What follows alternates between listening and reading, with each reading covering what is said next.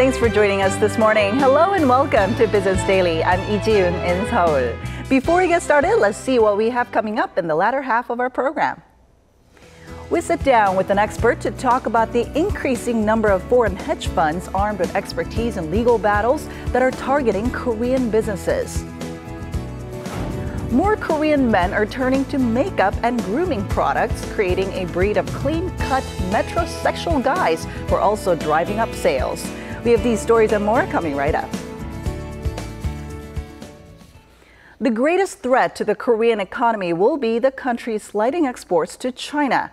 This is according to investment bank Morgan Stanley, which projected dwindling outbound shipments to the neighboring country will drag down Korea's GDP. In a report, the bank said as Chinese firms are producing more high-value added goods like smartphones, the country is importing less from Korea. Also, with Beijing expected to export its excess supply of goods to emerging markets like Southeast Asia that will eat into Seoul's existing market share. The bank added that Korea needs to find new fields for growth to avoid direct competition with China. Meanwhile, the government is expecting a 30% boost in capital gains taxes this year, buoyed by an active real estate market. In the first half of this year, housing transactions marked a record high since records were tallied in 2006. More than 610,000 properties changed hands, an on-year rise of 29%.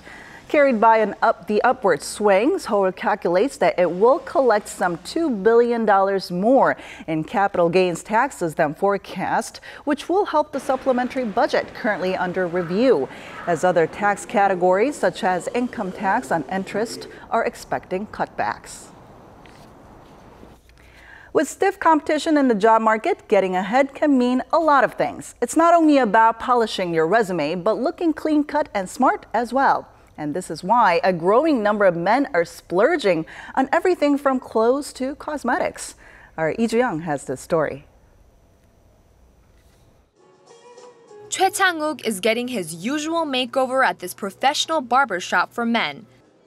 First, he gets shaved, then styled, and finishes off with some shopping. I feel prettier and refreshed after getting a shave, so I thought I'd go shopping while I'm here.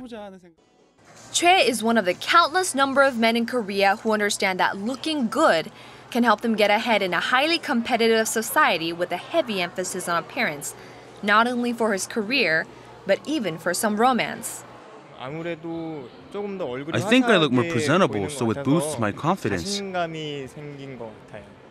It's no longer unusual to find Korean men wearing basic makeup on the streets of Seoul.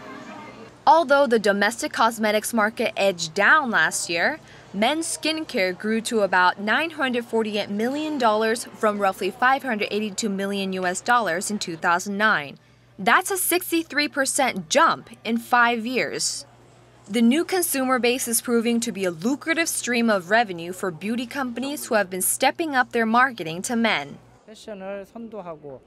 More male customers are playing active roles in setting fashion trends. That's why we're trying to expand into men's accessories and barbershops.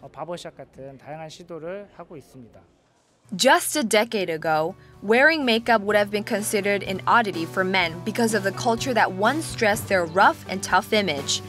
But now with more Korean men emulating the metrosexual appeal of Korean boy bands and actors, more believe getting ahead comes with much more than just a good resume.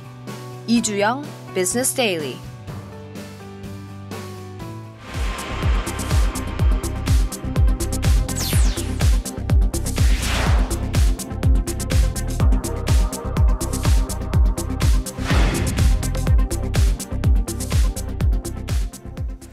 Now, D-Day is right around the corner for Samsung and U.S. hedge fund Elliott Associates. On Friday, investors will decide the fate of the tie-up between two Samsung's affiliates. Even if the merger passes, experts say that it's a fight that's not over yet, as more foreign activist hedge funds are looking to magnify their shares from future investments. Let's take a closer look. On July 17th, shareholders will vote on an $8 billion merger of Samsung C&T and the de facto holding company of Samsung Group, Seoul Industries. a deal that's been strongly opposed by U.S. hedge fund Elliott. Market insiders are tallying up how much support each side has for what might be the biggest proxy fight Korea has seen in years. The vote is expected to be tight, with the merger needing 2/3 of votes cast at the meeting. What's more is that recently, U.S. hedge fund Mason Capital Management bought a 2.2% stake, while UK-based fund Hermes Investment Management disclosed that it owns about 5% in Samsung Group affiliate, Samsung Fine Chemicals, through related parties. Experts say Samsung's merger battle will have a lasting effect on Korea. What can Korean companies do to fend off aggressive activist hedge fund attacks? And to tell us more about why some foreign hedge funds are targeting Korean businesses in particular and what kind of measures the country's firms can take to protect themselves, we're now joined by Professor Shin Jang-sup of the National University of Singapore. Welcome to the program. Thank you. All right, so the U.S. hedge fund Elliott Associates that opposed the merger of Samsung's two affiliates is often referred to as an activist hedge fund. Can you give us an overview of what that means? Activist hedge funds originate from what people called corporate raiders in the 1980s.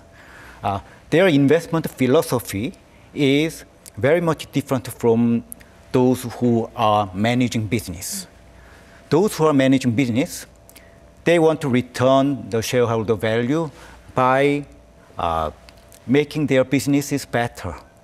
But these corporate raiders, they are more interested in how to disassemble some assets and taking some assets and making part of some company merge with others, and they want to have higher profits.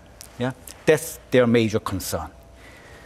In the 1980s, when corporate raiders were on their shape, they usually took majority shareholders.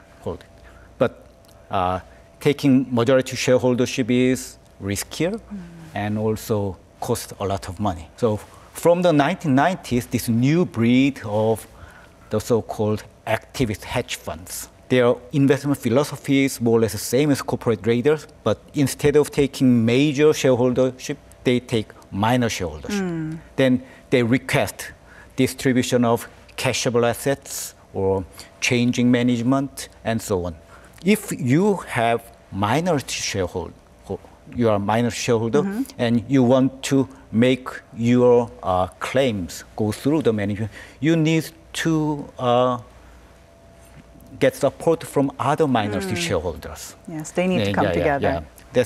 That's how they, so they use more political tactic. Okay, well, aside from the Samsung and Elliott case, are we seeing an increase in the number of foreign activist hedge funds targeting Korean businesses? I think this is the first major one.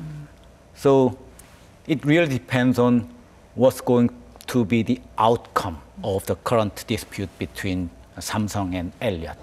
If activist hedge funds find that the Korean market is very easy to get their claims go through, then more will come.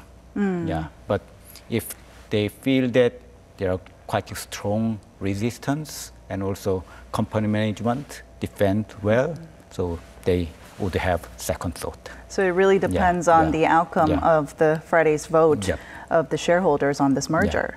Okay, well, are Korean companies somehow more vulnerable to these kind of attacks compared to foreign businesses? Yeah, definitely. Oh, why? For instance, in many advanced countries, they have some measures to protect their management right. You may know Warren Buffett, who is famous for long-term investments. Yes. Yeah. He has 200 voting rights per share.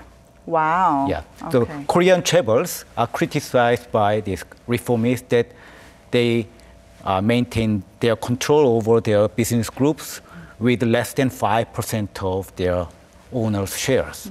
But in the case of Warren Buffett, they control 100% with 0.5%. Oh, wow. Yeah. Okay.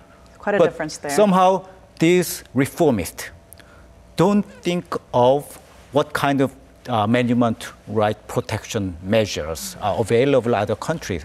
Somehow, all through the last 15 years after the Asian financial crisis and restructuring the Korean corporate sector, somehow Korean government stripped most of the means to protect management right. I think the most important one at the moment is this prohibition of circular shareholding. But I think countries have different history and different measures to protect their management right. In the case of the United States or other European countries, it could be dual voting system or poison pills and so on. But in the case of Korea, it was circular shareholding.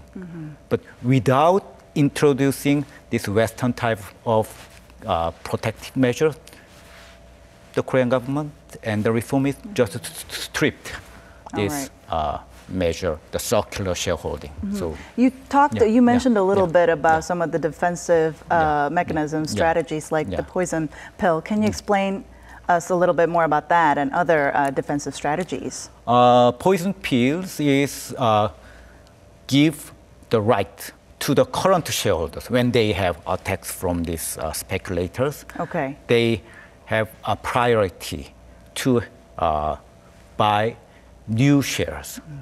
Then the overall, by issuing new shares, the overall share of existing shareholders are increasing, so they can defend from the speculators. Dual voting system is, it depends on how you manage, but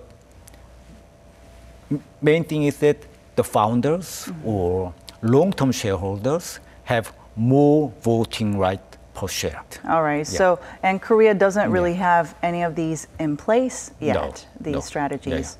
Okay. Korea should change the law and regulations. All right. So the key to, I guess, outsmarting these foreign activist hedge funds would be to reform governance system as well as some policies. But I think the easiest way is just to allow circular shareholdings again. That's less costly, easier. All right. Thank you so much for coming in today, Professor. Yeah, thank you. It was my pleasure. And that wraps it up for today. Thank you so much for staying with us throughout our program. We'll be back tomorrow at the same time, same place. Until then, goodbye.